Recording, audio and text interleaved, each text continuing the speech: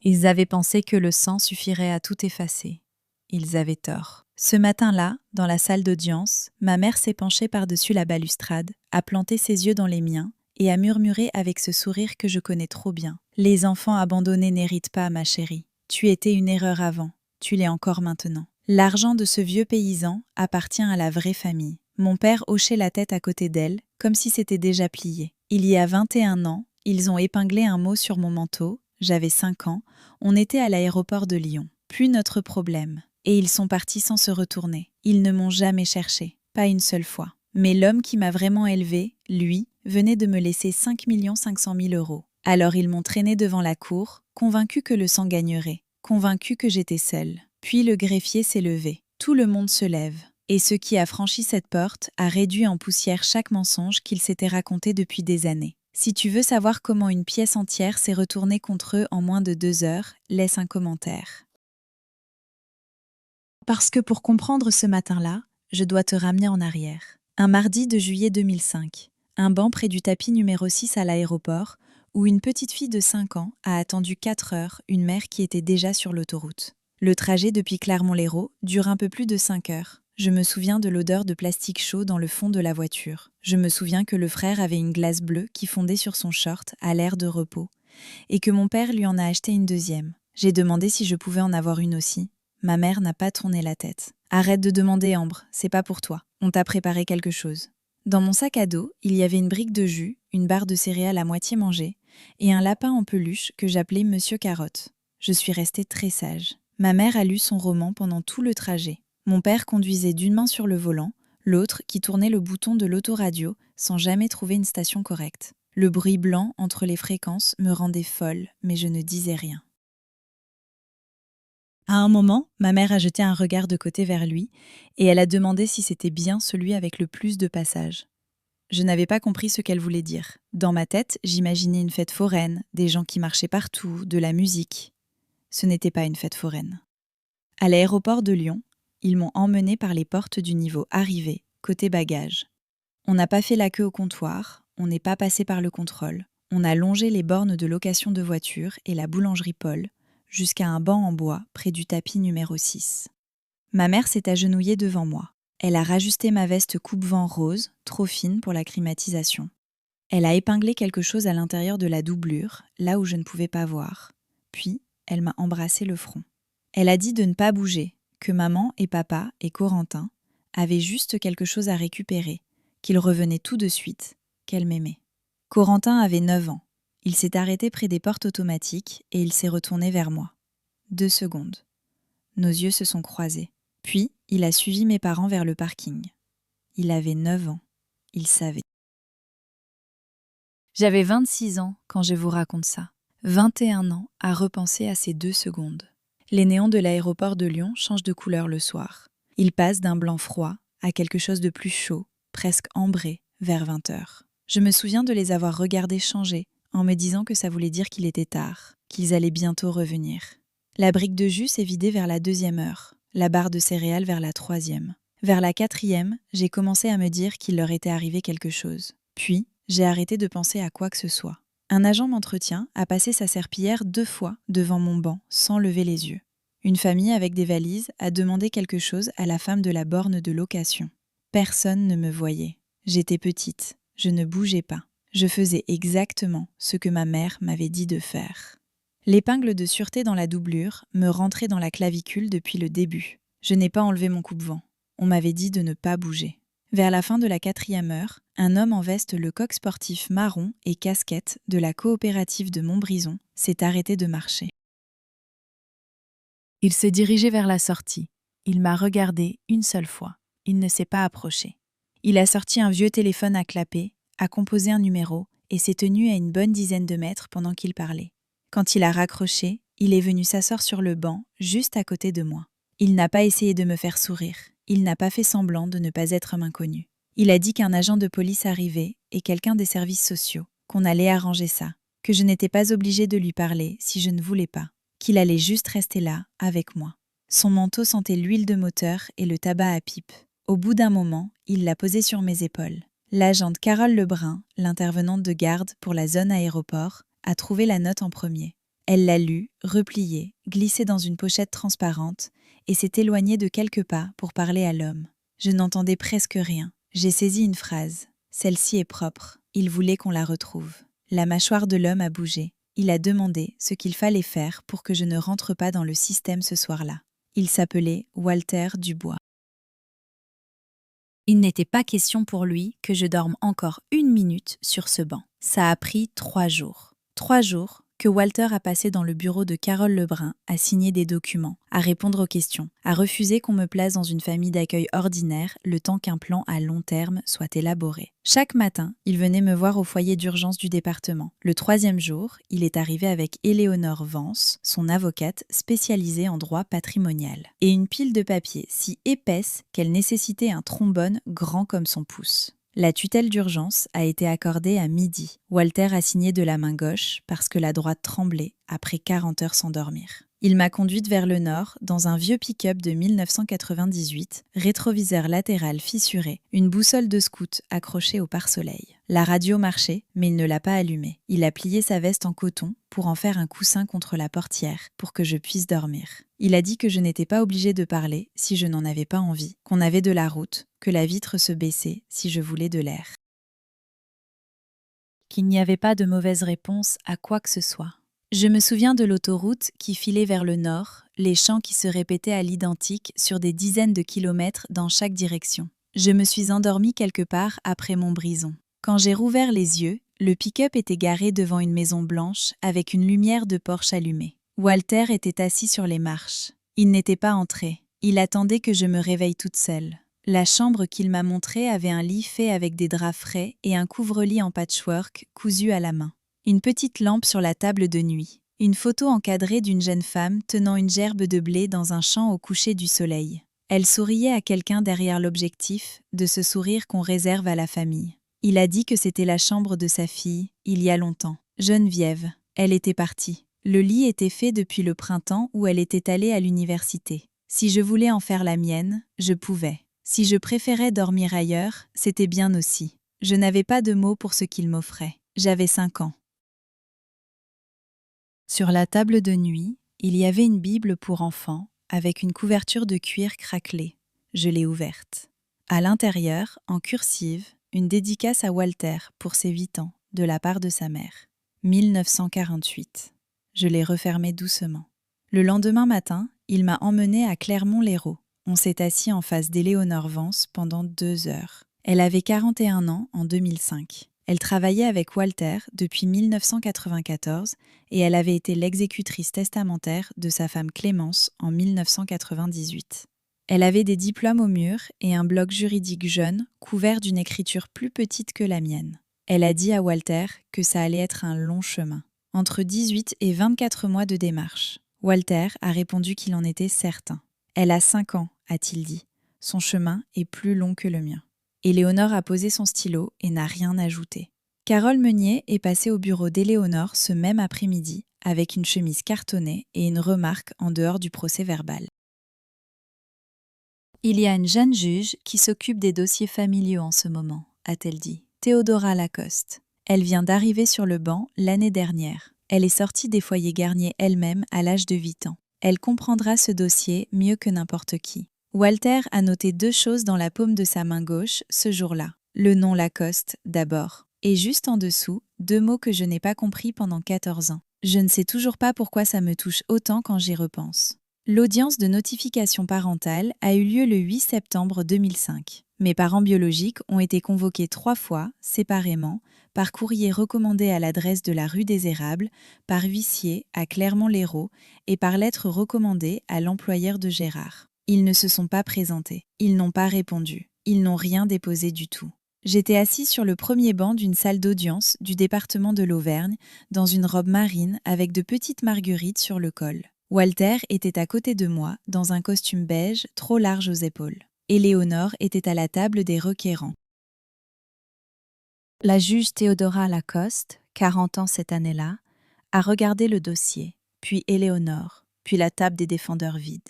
Elle a dit que le dossier actait, que les parents biologiques avaient été dûment convoqués à 3 reprises distinctes. La Cour ne constatait aucune démarche de bonne foi pour maintenir les droits parentaux. Elle a ajouté qu'on procéderait selon les statuts en vigueur. Le greffier a tamponné le dossier. Le bruit du tampon ressemblait à une porte qu'on ferme. Dans le couloir ensuite, Walter a dit tout bas à Éléonore que c'était bien la juge qui signerait le décret final. Éléonore a répondu que si tout se passait bien, oui, et qu'elle allait créer une fondation dans quelques années pour les jeunes issus des foyers Garnier. Le décret final d'adoption avait été signé le 14 mai 2007. J'avais 7 ans. Mon nouveau nom légal inscrit sur ce document était Ambre Dubois. Même si dans les dossiers scolaires, j'avais ajouté Meunier devant, par un réflexe de gamine de 5 ans que je n'aurais pas su expliquer à l'époque. Walter a encadré le décret. Il l'a accroché au-dessus de l'évier de la cuisine. Il a fait une tarte à la rhubarbe.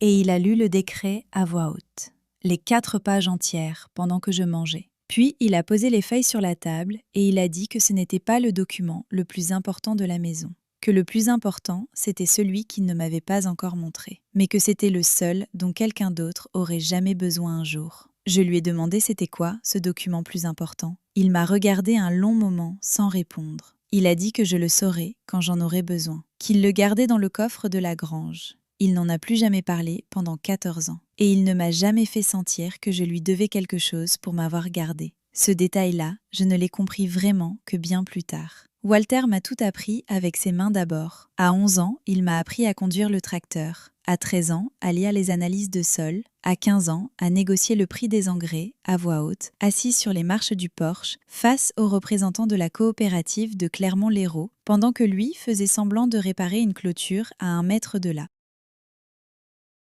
À 12 ans, il m'a dit de ne jamais signer ce que je n'avais pas lu à voix haute, que les yeux mentent, que la bouche, non. Il m'a appris à serrer la main comme quelqu'un qui le pense vraiment. Il me faisait m'entraîner sur sa propre pomme calleuse jusqu'à ce que ma poigne arrête de trembler. Il m'a appris à sentir les signes d'alerte du tracteur à travers le siège, les petites vibrations qui annoncent qu'une durite hydraulique est sur le point de lâcher. Il m'a appris à noter chaque chiffre que quelqu'un me disait sur un bloc jaune avec la date. À 14 ans, il m'a expliqué ce qu'était une servitude foncière. À 16 ans, une clause de subordination. Il ne m'a jamais rien enseigné d'une façon qui m'aurait rapetissée. Il m'a aussi appris avec ses silences. Il n'a jamais dit du mal de mes parents biologiques. Quand je posais la question, ce qui m'arrivait parfois, il me donnait la vérité en 3 phrases et s'arrêtait là. Ils ont fait un choix. Ce choix était le leur. Les conséquences, c'était à toi et à moi de les assumer. Je ne vais pas les rendre plus grands qu'ils ne sont déjà, en les haïssant à voix haute. À 12 ans, j'ai commis l'erreur d'appeler Patricia ma vraie mère devant lui. Walter a posé sa tasse de café sur la table de la cuisine et m'a regardé longtemps. Ce ne sont pas les mêmes mots, ma chérie. On peut les utiliser différemment si tu veux, mais ce ne sont pas les mêmes mots. J'ai arrêté après ça. À 14 ans, j'avais arrêté d'y penser. À 16 ans, j'aurais pu vous dire honnêtement que je ne savais plus à quoi ils ressemblaient. À 18 ans, quand leur nom apparaissait sur un formulaire d'inscription scolaire, je devais réfléchir un moment pour me souvenir du 2e prénom de Patricia. Ce que Walter ne m'a pas dit, ce que je n'apprendrai pas avant décembre 2025, c'est qu'il avait toujours été discrètement conscient qu'il pourrait revenir. Il ne m'a jamais dit qu'il se préparait. Chaque anniversaire depuis mes 6 ans jusqu'à mes 25 ans, Walter m'écrivait une lettre. Toujours une page, toujours dans sa cursive soignée aux boucles régulières, toujours glissée avec mon petit déjeuner le matin du jour J, jamais sur une carte Bristol, jamais avec quelque chose de mièvre dedans. Les lettres étaient pratiques, philosophiques, parfois directes, jamais sentimentales à bon marché. Ce que je ne savais pas, ce qu'il ne m'avait pas dit, ce qu'Eleonore Vance ne m'avait pas dit, ce que personne au monde ne m'a dit avant ce mercredi de novembre qui a suivi sa mort, c'est que dans la semaine suivant chaque lettre, Walter descendait jusqu'à Grenoble pour la faire authentifier par Éléonore. Un petit tampon, de la taille d'une pièce de monnaie au dos, daté dans les 7 jours suivant la lettre elle-même. 20 lettres, 20 tampons notariaux, 20 ans d'une armure juridique silencieuse. Je les gardais toutes dans un coffre en cèdre au pied de mon lit. Le coffre avait été fabriqué par le père de Walter en 1958. Il sentait le cèdre, le vieux papier et quelque chose d'indéfinissable, comme l'intérieur d'une grange en automne. La lettre de mes 18 ans contenait une phrase que je n'ai comprise qu'à 26 ans. Si quelqu'un revient un jour réclamer ce qui ne lui appartient pas, la réponse est dans le coffre. Pas dans ton cœur, dans le coffre. Je l'ai lu ce jour-là, j'ai replié la lettre, je l'ai rangée avec les autres. Et j'ai oublié pendant 8 ans. Entre-temps, j'ai fait mes études à Lyon, une licence en communication agricole. En 3e année, j'ai ajouté une mineure en droit. Ma colocataire Nathalie avait remarqué que je passais plus de temps à lire des décisions de contentieux successoral que les étudiantes qui préparaient vraiment le barreau. Elle m'a demandé une nuit à 2 heures du matin ce à quoi je me préparais. J'ai dit « juste au cas où ». Elle n'a pas insisté. Pendant les vacances de ma dernière année, Walter, 83 ans à ce moment-là, les mains qui tremblaient légèrement quand il servait le café, mais l'esprit parfaitement intact, a fait glisser une enveloppe cachetée vers moi par-dessus la table de cuisine. L'écriture sur le devant était la sienne. Pour Ambre, en cas de besoin. N'ouvre pas ça avant qu'il se passe quelque chose qui t'y oblige, il a dit. Tu sauras reconnaître ce moment. J'ai obtenu mon diplôme en mai 2022 et je suis rentrée à la ferme définitivement. Je gérais le quotidien. Walter m'a appris les noms que j'aurais besoin de connaître. Et Léonore, toujours son avocate. Corentin Chemin, directeur des acquisitions chez une société de participation régionale qui avait racheté une parcelle en 2021. Sorenson, notre voisin depuis 1979, témoin sur plus de contrats que je n'aurais pu les compter. Le banquier régional, le président de la coopérative céréalière. Un soir d'été 2023, il a dit calmement qu'Éléonore sait où tout se trouve, que Sorenson sait ce qui a été dit, que le juge sait ce qui a été signé. 3 sources, toujours 3. Je ne savais pas encore pourquoi il insistait autant sur ce chiffre. C'était en octobre 2025, sa dernière semaine lucide avant l'AVC. Il a posé sa tasse de café et m'a regardé de l'autre côté de la table. « Il y a encore une chose que tu dois savoir », a-t-il dit. « La juge qui a signé ton décret, Théodora Lacoste. Elle est aujourd'hui juge principale des successions du département de Stearns depuis 2019. Quand je partirai, mon héritage tombera sur son rôle. Ce n'est pas un hasard. C'est simplement comme ça que ce département fonctionne maintenant. Mais je m'en suis assurée. Je ne savais pas quoi lui demander. Je ne comprenais pas ce qu'il essayait de me dire. Il est mort dans le mois qui a suivi. Je n'ai compris ce qu'il m'avait appris que le jour où j'ai eu besoin de tout ça en même temps.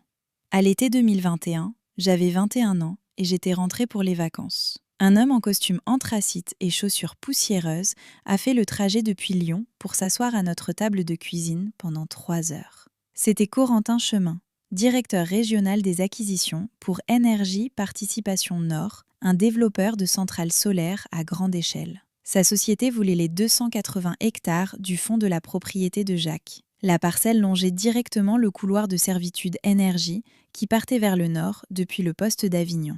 Du point de vue du raccordement au réseau, c'était un site de premier ordre, l'un des rares terrains agricoles du centre de l'Auvergne où un développeur pouvait se brancher sans des années de bataille réglementaire. Il le savait, Jacques le savait aussi. L'offre s'élevait à 3 800 000 €. Jacques a pris 48 heures. Il a appelé Éléonore.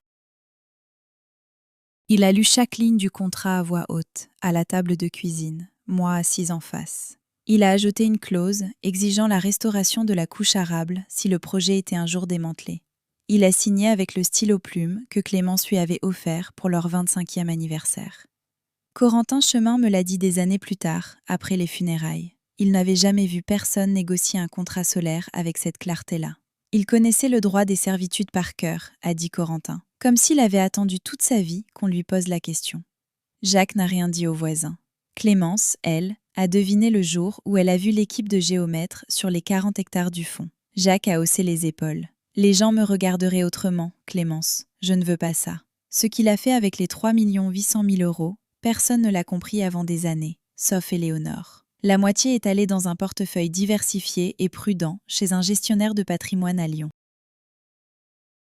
L'autre moitié, dans une société unipersonnelle à responsabilité limitée, créée discrètement par Éléonore en février 2016, 5 ans avant l'accord avec Northern Sun, à l'époque où Jacques avait commencé à réfléchir à ce qu'il ferait si une offre sérieuse se présentait un jour. La société s'appelait Cronenbourg Champ Participation. Éléonore en était l'agent enregistré. Jacques en était le seul associé. Les déclarations annuelles étaient irréprochables, les formulaires fiscaux déposés dans les délais. Le nom de Jacques figurait sur un document public auprès du greffe d'Auvergne, visible par n'importe qui. Personne n'a regardé. Entre 2016 et 2025, Cronenbourg Champ Participation a versé chaque année entre 30 000 et 60 000 € à une association auvergnate appelée la Fondation Garnier Jeunesse. Sur 9 ans, le total a atteint 400 000 €. La fondation avait été créée en 2008 par une certaine Théodora Lacoste. Jacques ne l'a jamais rencontrée, jamais appelée, jamais écrit. Le rapport annuel de la fondation listait Cronenbourg Champ Participation parmi 17 donateurs anonymes récurrents. Les lettres de remerciement arrivaient chaque année à une boîte postale. Elles se terminaient toutes de la même façon. Ce travail n'existerait pas sans des amis comme vous. Un jour, je lui ai demandé ce que voulait dire Cronenbourg Champ. Il avait 68 ans. Il a marqué une longue pause. C'est un endroit que tu comprendras un jour, il a dit. Il n'a jamais expliqué. J'ai compris en avril 2026. À 19 ans, je lui avais demandé ce qu'il y avait dans le coffre de la grange. Il me l'a dit un matin, assis à la table de la cuisine, son café qui refroidissait entre ses mains. Le décret d'adoption original, son testament, 3 polices d'assurance, une enveloppe cachetée adressée à l'honorable Théodora Lacoste, et il a eu un petit rire, la note de son manteau à l'aéroport, conservée dans une pochette plastique avec l'épingle de sûreté encore attachée. Il a ajouté qu'il avait gardé la note pour moi, qu'elle m'appartenait, que c'était aussi une preuve, qu'un jour, ça pourrait avoir de l'importance. Il m'a dit de ne pas l'ouvrir, de ne pas la relire, qu'elle existait et que c'était suffisant. Le coffre était un Liberty de 2 mètres, boulonné sur une dalle en béton dans la grange en cèdre. La combinaison, c'était la date d'anniversaire de Clémence, le 9 avril, 4 chiffres. Je l'ai mémorisé le jour où il me l'a donné. Je n'ai pas ouvert le coffre, il ne me l'avait pas interdit, il n'avait pas besoin de le faire. Ce qu'on ne comprenait pas vraiment avec Gérard Dubois, ce que personne à Avignon n'a saisi avant la parution de son avis de décès, c'est qu'il avait l'air ordinaire exprès. Il marchandait 50 centimes sur une boîte de clous à la quincaillerie. Il portait la même veste marron, le coq sportif, depuis 12 hivers. Il refusait un nouveau camion 3 Noëls de suite. Un jour, il a ramassé une pièce de 20 centimes dans l'allée de gravier et l'a posée dans le cendrier de son vieux Ford. Ce cendrier contenait 11 pièces le jour où il est mort. La semaine de ce geste, il venait de signer un contrat à 3 800 000 euros. Il passait sa vie à paraître petit. Il le faisait pour que ce qu'il construisait survive aux gens qui ne comprennent pas les choses silencieuses. 11 mois avant sa mort, il était assis en face de moi, à cette même table, la météo qui grésillait en fond, et il a dit quelque chose que je n'allais comprendre que bien plus tard. Si jamais ils reviennent, ma chérie, n'essaie pas de gagner la discussion. Donne les documents à un avocat et reste immobile. La pièce fera le reste. J'ai hoché la tête. Je ne savais pas encore qui était ce « il ». Il est mort un jeudi, début novembre 2025. Une attaque cérébrale le long de la clôture sud, vers 15 heures. Meunier l'a trouvé moins d'1 heure après. J'étais à une réunion bancaire à Lyon. Quand je suis rentrée, il était déjà parti. Il tenait dans sa main gauche un petit carnet à spirale ouvert. Meunier n'y a pas touché avant l'arrivée des secours. La page ouverte portait une seule ligne, écrite ce matin-là en lettres capitales. Ambre, vérifier clause de servitude 7C, mardi. Il avait 85 ans. Le ciel de novembre au-dessus du champ sud était blanc-gris. Sa veste, le coq sportif, était pillé sous sa tête, placé là par Meunier. Le poteau de clôture rouillé contre lequel il s'était appuyé retenait encore son gant accroché. Je n'ai pas pleuré dans le champ. Je n'ai pas pleuré à l'hôpital. Je suis rentrée et je me suis assise sur le porche dans son manteau pendant 2 heures. Meunier m'a trouvée là à minuit. Tu peux t'effondrer maintenant, ma chérie. Je ne l'ai pas fait.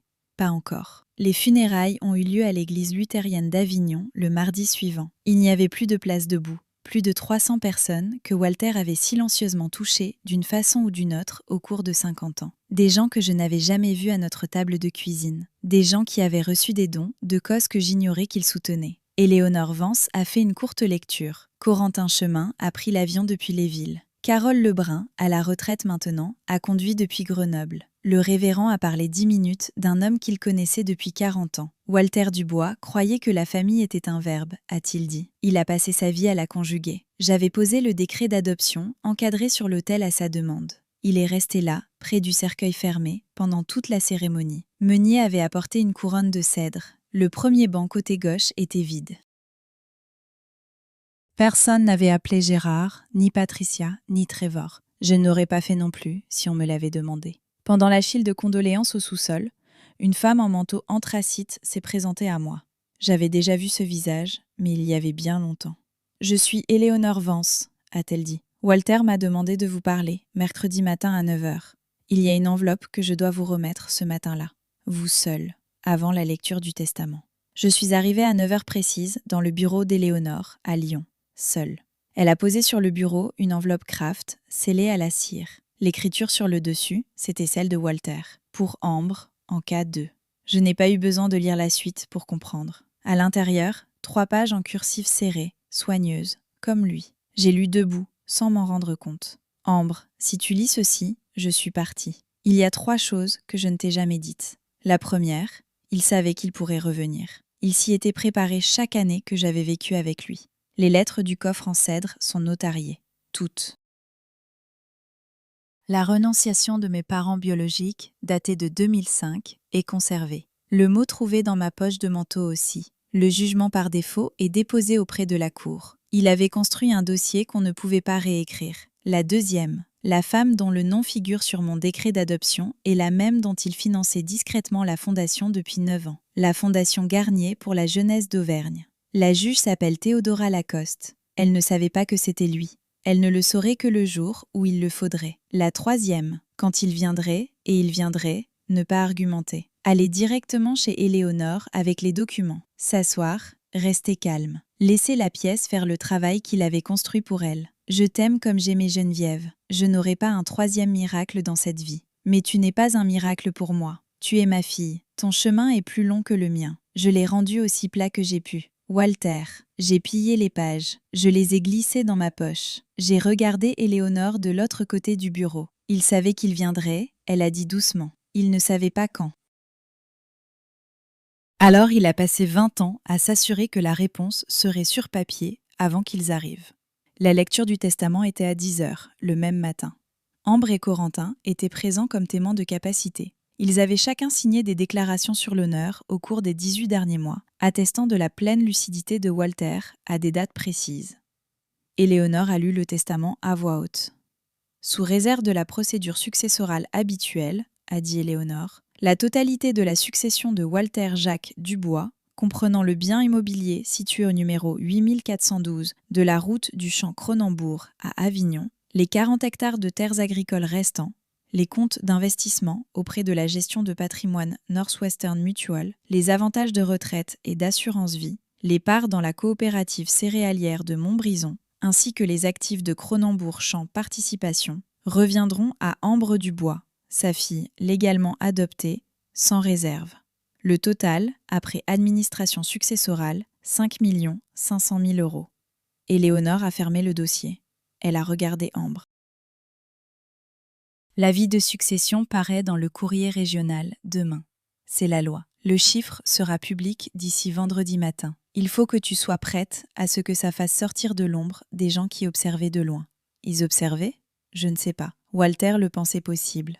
On le saura dans le mois. On l'a su en 11 jours. Ce que je ne savais pas encore, c'est qu'à 200 km au sud de chez moi, ce matin-là, ma mère lisait un chiffre qui ne la regardait pas. La lettre recommandée est arrivée le 1er décembre. L'enveloppe portait une colombe et un rameau d'olivier imprimé dans le coin supérieur gauche. Le genre de papeterie qu'on achète quand on veut paraître attentionné. Cachet postal de Clermont-Lérault. Je l'ai lu debout dans la cuisine, le décret d'adoption encadré accroché au mur derrière moi, juste au-dessus de l'évier. « Ma chérie », elle avait écrit, « nous avons pleuré ton absence chaque jour. La famille reste la famille, quoi qu'il se soit passé. Maintenant que cet homme, que Dieu et son âme, est parti, il est temps de nous retrouver et de faire ce qui est juste. Nous demandons seulement ce que Dieu et la décence accorderaient à une famille. » 3 pages.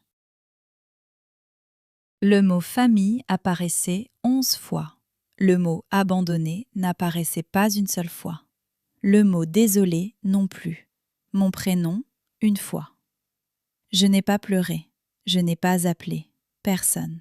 J'ai pris 3 photos de la lettre sous 3 angles différents et je les ai envoyées à Éléonore. Elle a répondu en 9 minutes. Apporte l'original. Apporte l'enveloppe. Apporte la lettre du coffre en cèdre, celle de mes 18 ans. On dépose lundi. J'ai pris l'autoroute entre Avignon et Saint-Cloud, la lettre pliée dans un sachet en plastique sur le siège passager, la radio éteinte.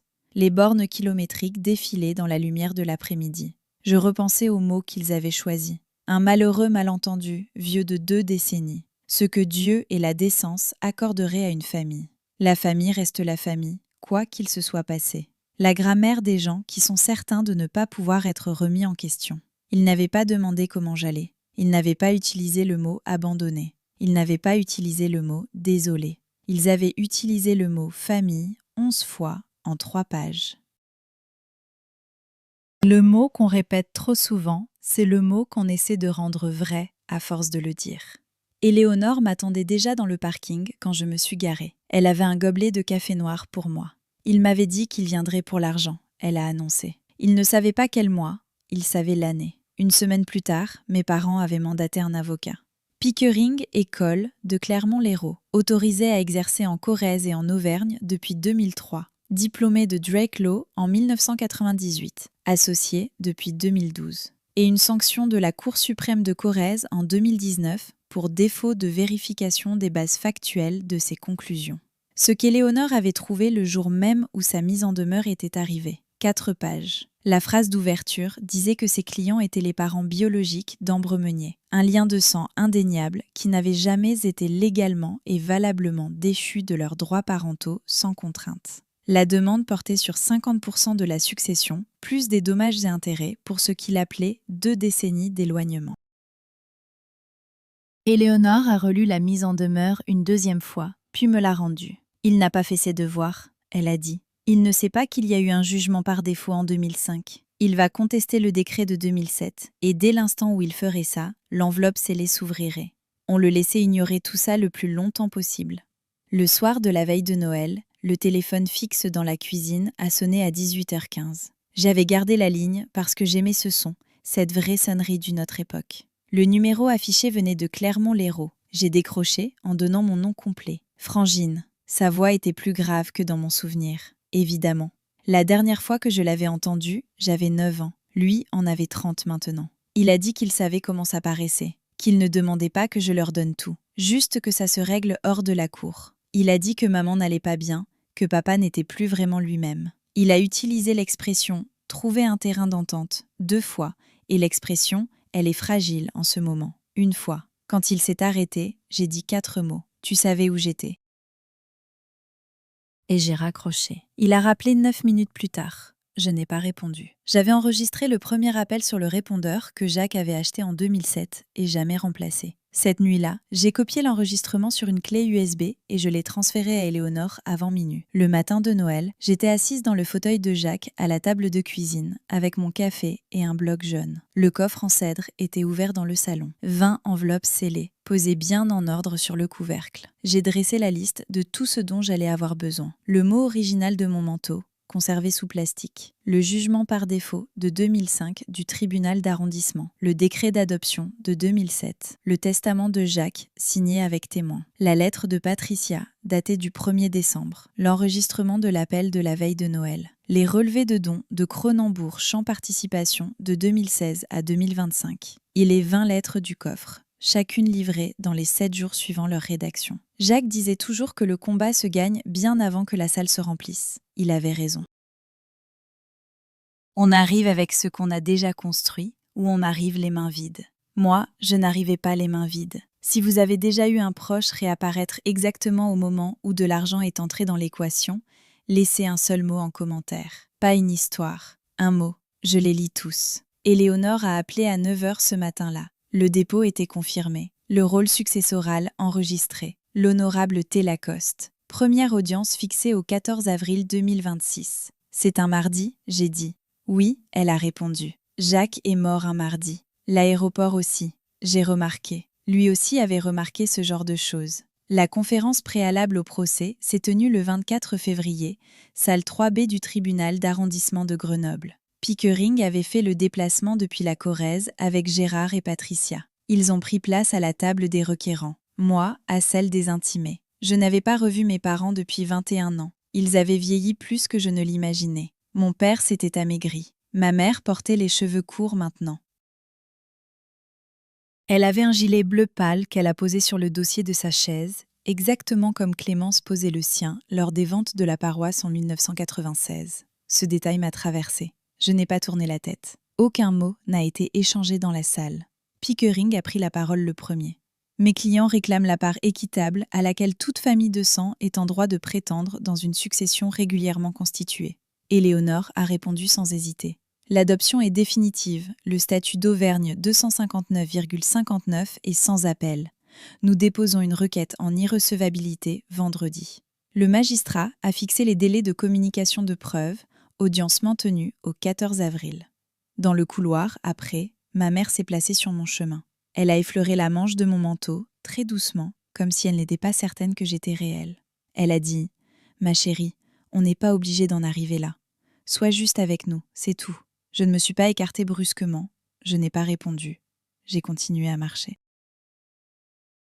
L'interaction a été enregistrée par la caméra du couloir à 15h42. Éléonore a récupéré les images le soir même. La phase de communication de preuves a duré tout le mois de mars. L'avocat adverse, Chemin, a réclamé les dossiers médicaux de mon père ainsi que ses relevés bancaires, cherchant à y trouver ce qu'il appelait une influence abusive ou une forme de manipulation. Éléonore a tout produit, chaque document médical, chaque compte-rendu, qui montraient tous une lucidité parfaite jusqu'en octobre 2025. Et ensuite, elle a sorti le coffre en cèdre, 20 lettres, chacune notariée dans les 7 jours suivant sa remise, chacune avec un tampon au dos, daté de la main d'Éléonore. Pendant la déposition d'Éléonore à la mi-mars, Chemin a tenu l'une des lettres à la lumière. Il a dit lentement « Vous me demandez de croire que Gérard Dubois faisait notarier des cartes d'anniversaire pour un enfant depuis 20 ans. » Éléonore a répondu qu'il préservait la preuve d'un attachement parental constant, volontaire et juridiquement solide.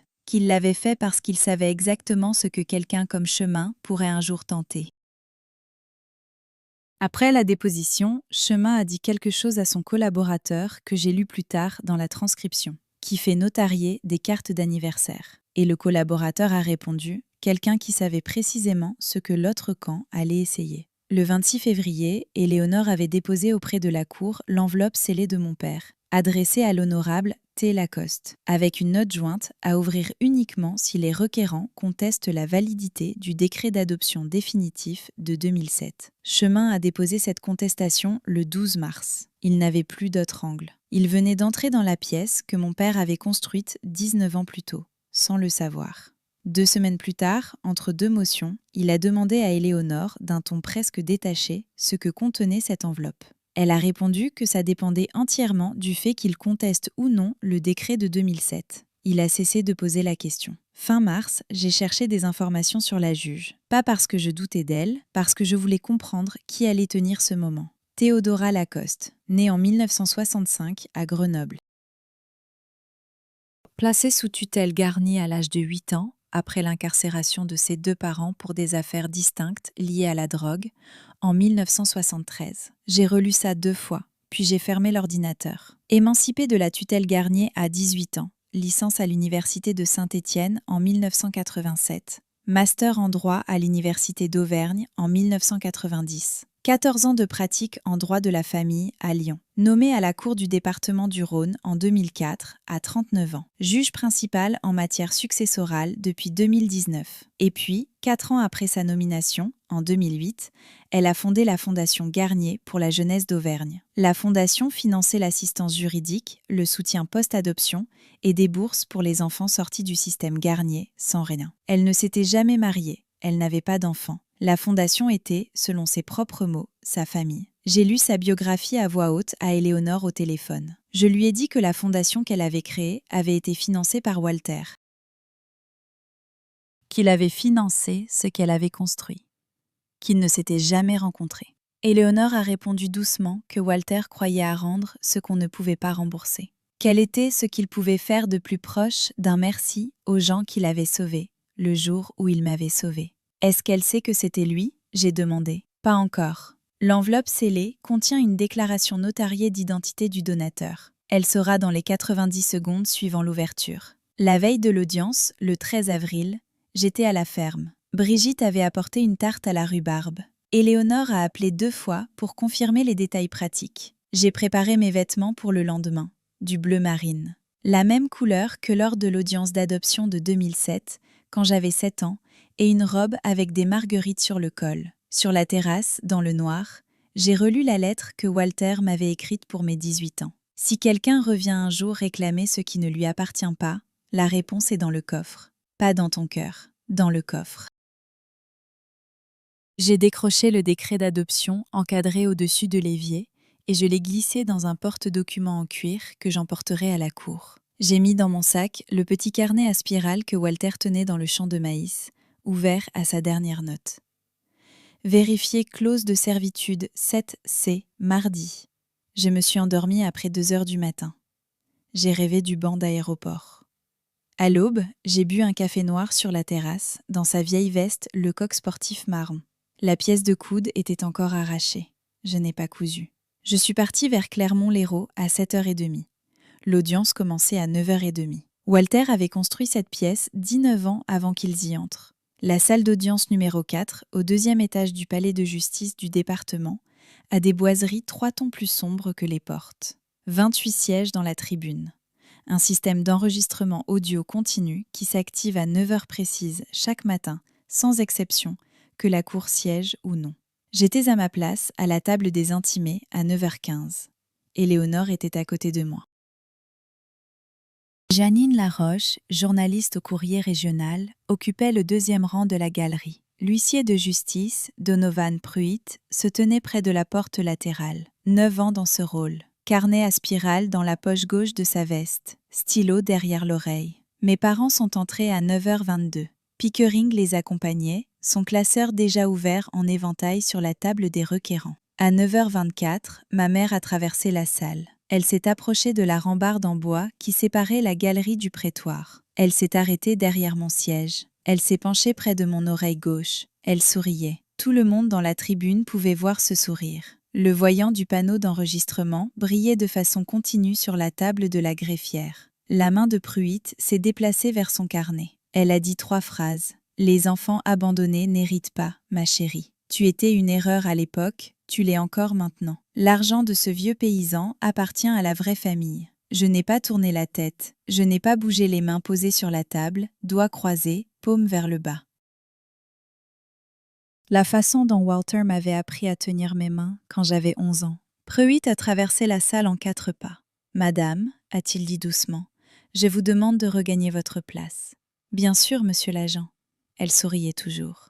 Elle est retournée à la table des requérants. Pruitt a écrit pendant 1 minute 30 dans son carnet. Pruitt a inscrit l'heure dans le registre d'audience. La journaliste du Courrier régional, Janine Laroche, au 2e rang, n'avait pas levé le stylo une seule fois depuis le début. Elle avait retranscrit la phrase de ma mère mot pour mot avant même que celle-ci ait regagné sa chaise. À 9h30, Pruitt a rappelé la salle à l'ordre. Tout le monde s'est levé pour accueillir l'honorable Théodora Lacoste, président le tribunal de grande instance du département des Sterns. Elle est entrée par la porte latérale derrière l'estrade. 61 ans, des cheveux gris acier, coupés courts au niveau de la mâchoire. La robe noire du tribunal. Elle s'est installée, a ajusté ses lunettes de lecture, a parcouru la salle du regard. Son regard s'est posé sur moi, 1 seconde de plus que sur n'importe qui d'autre. Aucun signe. Juste 7 secondes. Asseyez-vous. Maître, êtes-vous prêt? Oui, votre honneur, a dit Éléonore. Oui, votre honneur, a dit Pickering. La juge Lacoste a ouvert le dossier. Pour le procès-verbal, cette affaire figure à mon rôle dans le cadre de la procédure successorale ordinaire du département. Aucune partie n'a déposé de demande de récusation. Si quelqu'un souhaite le faire, c'est maintenant. Pickering. Non, votre honneur. Éléonore. Non, votre honneur. Maître Pickering, vous pouvez commencer. Pickering a appelé ma mère à la barre à 9h42. Elle tenait un mouchoir dans la main droite pendant tout son témoignage. Propre, sec. Il n'a pas bougé une seule fois vers son visage. Elle ne m'a pas regardé. Elle regardait Pickering, la juge Lacoste, ses propres mains croisées. Nous étions sous une pression immense, a-t-elle dit. J'étais souffrante. Nous n'avons jamais voulu que notre fille disparaisse de nos vies. Nous l'avons pleurée chaque jour. Nous sommes sa famille de sang. Elle est à nous. Le stylo de Janine Laroche avançait sans s'arrêter. Éléonore n'a soulevé aucune objection pendant l'interrogatoire direct. Elle voulait chaque mot au dossier. Pas d'autres questions, votre honneur, a dit Pickering. Contre-interrogatoire. Éléonore s'est levée. Elle n'a pas élevé la voix une seule fois. Madame Meunier, veuillez lire la note à voix haute pour le procès-verbal. La pièce avait été enregistrée sous le numéro 12. L'huissier a apporté la note plastifiée dans sa pochette transparente jusqu'à la barre. L'épingle de sûreté dorée était toujours là, accrochée au coin. On pouvait lire l'écriture depuis les bancs du fond. Ma mère a pris la feuille entre ses mains. Je ne me souviens pas que ce soit. L'huissier la coupe nette. Le témoin lira la pièce comme demandé. Lacoste a murmuré sans lever les yeux. Plus notre problème, virgule, maman et papa. Éléonore a attendu que le silence retombe. Madame Meunier, de qui est l'écriture en bas de cette note? Un silence qui a duré trop longtemps. De moi. Avez-vous jamais déposé une main courante pour la disparition d'Ambre, Madame Meunier? À quelques moments que ce soit entre juillet 2005 et aujourd'hui? Non.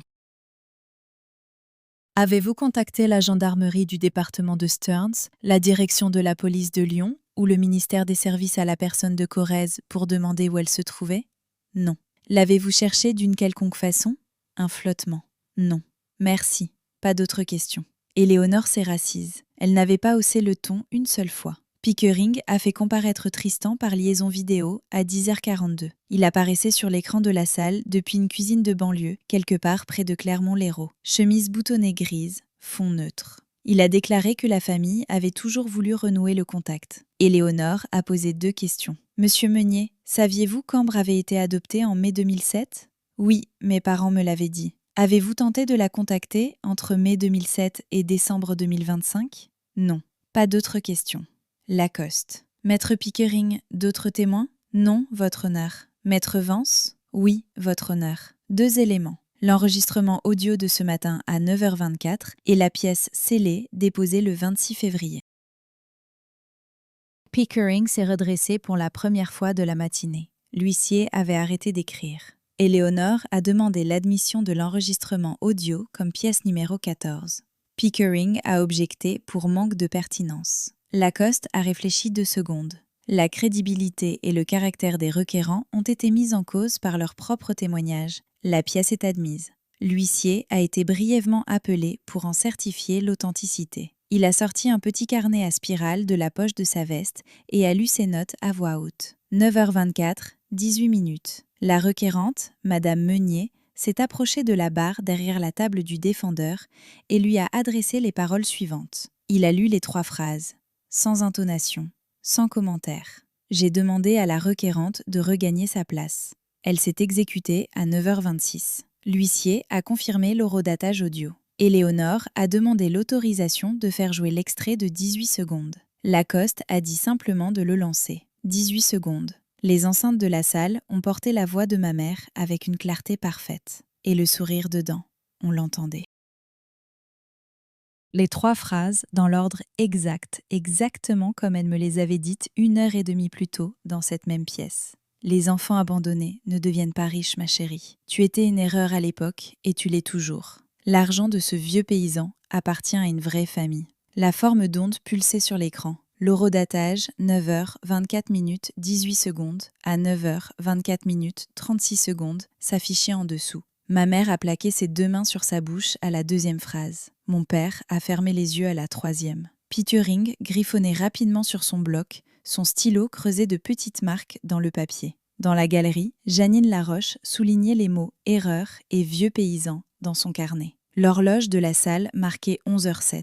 Lacoste a laissé le silence tenir pendant 4 secondes après l'arrêt de l'enregistrement. Puis elle a parlé. Le dossier reflète la déclaration. Maître, votre 2e élément. Éléonore a demandé l'ouverture de la pièce scellée déposée le 26 février. Pickering a objecté, mais il manquait d'objections qui comptaient vraiment.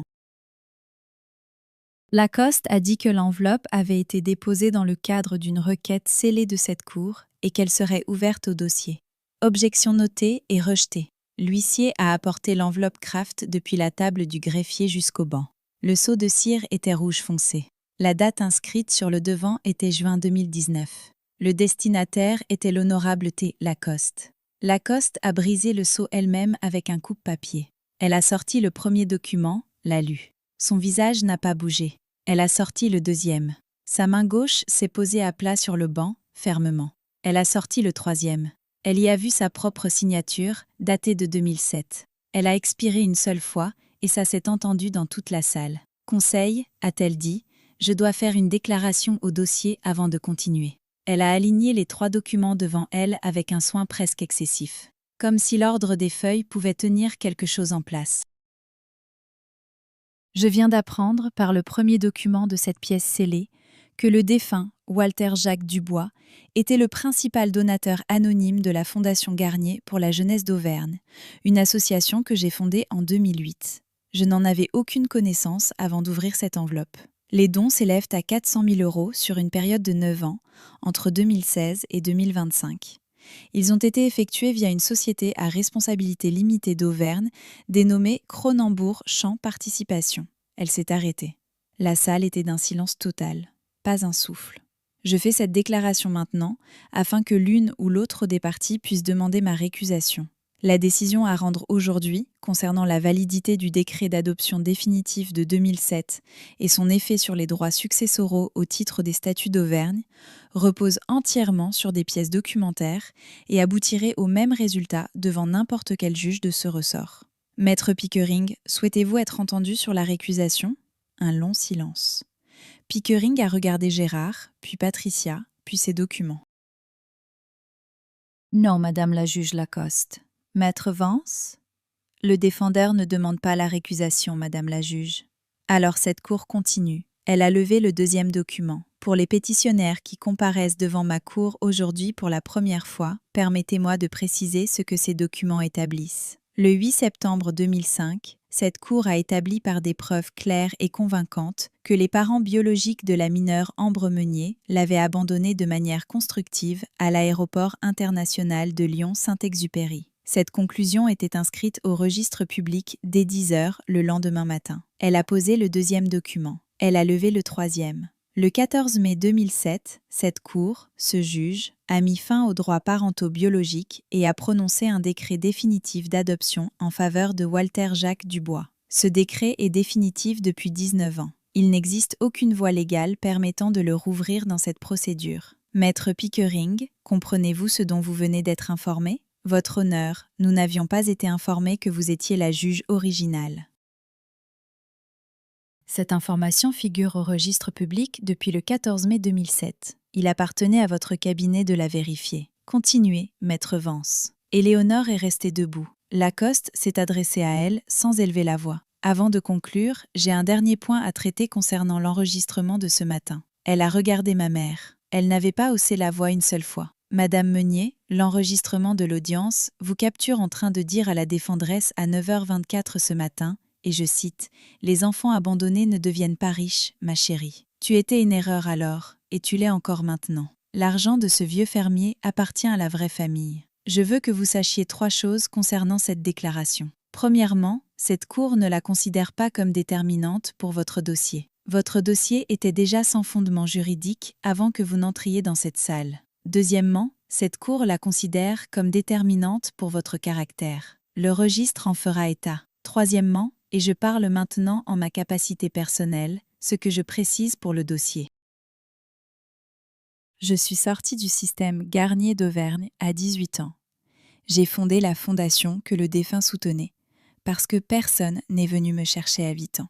Walter Dubois, lui, est venu chercher sa fille, votre fille. Je trouve cette déclaration la plus méprisable que j'ai entendue dans cette salle d'audience en 22 ans à ce poste. La galerie ne bougea pas. La juge revint à ses documents. La succession de Walter Jacques Dubois est transmise en intégralité à Ambre Dubois, seule et légitime bénéficiaire au titre du testament et des statuts d'Auvergne, article 259,59.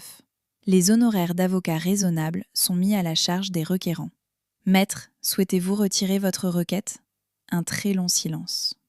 Requête retirée, l'honorable cour. L'audience est levée. Maître, veuillez reconduire les requérants par le couloir latéral. Ma mère pleurait. Mon père fixait un point précis sur la table devant lui. La vidéo de Trevor s'était coupée 12 minutes plus tôt. La galerie n'avait pas bougé pendant tout l'échange. Moi non plus. La juge m'a regardé une seule fois en quittant l'estrade. Elle n'a pas souri. Elle n'en avait pas besoin. Le courrier régional a publié l'article en une 2 matins plus tard. Insultes chuchotées, captées par l'audio de la salle d'audience, révèlent un abandon vieux de plusieurs décennies. La signature de Janine Laroche, 2400 mots. Elle citait Gérard et Patricia en entier. Elle reproduisait l'enregistrement mot pour mot. Elle publiait la photo de la note originale dans sa pochette plastique, pièce 12. B avait apporté le journal ce matin-là avec 2 tasses de café. Elle les avait posées sur la table et avait fait glisser le journal vers moi. Elle a dit doucement que tout le département l'aurait lu avant midi. J'ai lu l'article. Je l'ai reposé. J'ai ouvert le coffre en cèdre. J'ai ajouté le journal dans le tiroir qui contenait les 20 lettres d'anniversaire de Walter. J'ai refermé le coffre.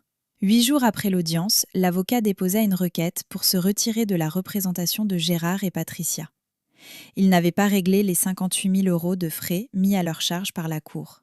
Son retrait invoquait une rupture dans la communication avec ses clients et des obligations financières non honorées. Éléonore m'a appelée ce soir-là. Sa voix était calme, presque soulagée. Elle a dit que c'était terminé, qu'il n'avait pas les moyens de financer un appel qui n'aurait de toute façon pas survécu à une requête en irrecevabilité. Fini. J'ai raccroché et je suis restée assise sans bouger. Ma mère avait supprimé son compte Facebook la veille. Sa dernière publication, à 9h22 du matin le 14 avril, était un verset de la Bible sur le sang qui est plus épais que l'eau. 2 minutes avant ce qu'elle avait dit à la barre. Je n'en avais pas fait de capture d'écran. Janine Laroche, oui. J'ai demandé à Éléonore si c'était vraiment la fin. Elle a répondu que c'était la fin légale, que l'autre fin m'appartenait. Le 18 avril, à 21h14, Tristan m'a envoyé un message, 187 mots. J'ai vu l'aperçu sur l'écran verrouillé. Il commençait par Frangine, je sais comment ça paraît, je veux que tu saches que je n'ai pas ouvert le message. J'ai fait une capture de l'écran verrouillé pour mes archives. J'ai posé le téléphone face contre la table et je suis restée là longtemps. Le coffre en cèdre était ouvert dans le salon. Les 20 lettres d'anniversaire de Walter, je les relisais une fois par semaine depuis novembre. Pas un choix conscient, juste quelque chose que je n'arrivais pas à arrêter. La veste marron le coq sportif était accrochée près de la porte. La chaudière du sous-sol a cliqué. J'ai commencé à rédiger une réponse à Tristan. 3 lignes. Je les ai effacées. J'ai recommencé. Effacé encore. Et là, la voix de Walter m'est revenue, une conversation à la table de la cuisine, l'été 2023. N'essaie pas de gagner l'argument. La salle l'a déjà fait pour toi. J'ai verrouillé l'écran. Je n'avais pas besoin de les voir perdre une deuxième fois. Le 14 mai 2026, 19 ans jour pour jour après que la juge Lacoste avait signé mon acte d'adoption, j'ai tenu une conférence de presse dans les locaux de la Fondation à Lyon. Éléonore était là, B était là. Carole Lebrun, à la retraite, avait fait la route depuis Grenoble. La juge Lacoste était présente à titre strictement personnel. La robe noire était restée au tribunal. Un tailleur anthracite à la place. J'ai pris le micro avec les 2 mains, pas parce que j'avais peur, plutôt parce que je voulais sentir quelque chose de solide sous mes pommes à ce moment précis. Nous avons annoncé l'initiative Dubois-Lacoste, un prolongement de la Fondation Garnier pour la jeunesse d'Auvergne, financée par 2 500 000 € issus de la succession de Walter, avec mon engagement d'y contribuer chaque année tant que l'affaire me produira. Aide juridique, accompagnement post-adoption, bourse d'études. Le travail qu'il avait soutenu en silence pendant 9 ans allait désormais porter son nom. J'ai lu une déclaration courte depuis le pupitre. Walter Dubois ne m'a pas élevé pour gagner des arguments.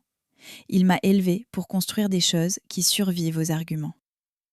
Cette initiative finance le travail que mon père a soutenu anonymement pendant 9 ans. Je suis heureuse de le faire en son nom, aux côtés de la juge en laquelle il croyait. La juge Lacoste a parlé 30 secondes. La robe noire était restée au tribunal, mais cette stabilité dans la voix, cette façon de peser chaque mot, c'était exactement la même que le jour où elle avait lu le décret. Elle a dit qu'elle était sortie du système Garnier en 1973,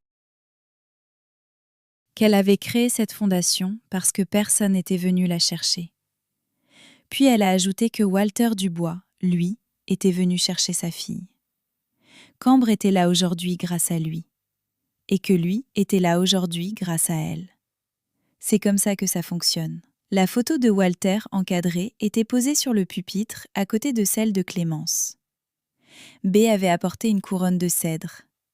La lumière de mai entrait par les fenêtres du bureau exactement comme elle entrait autrefois par la fenêtre de la cuisine de Walter les samedis matins. Fin mai maintenant. Je suis sur le porche, dans la veste le coq sportif marron, au coucher du soleil. B est dans sa propre cuisine, de l'autre côté du champ. La lumière est longue et dorée. Les 40 hectares de maïs qui restent arrivent aux genoux. La veste a été reprisée. C'est B qui l'a fait. Le fil ne correspond pas tout à fait, mais on ne le voit que si on sait où regarder. La chienne à mes pieds est une labrador noire que j'ai recueillie l'hiver dernier.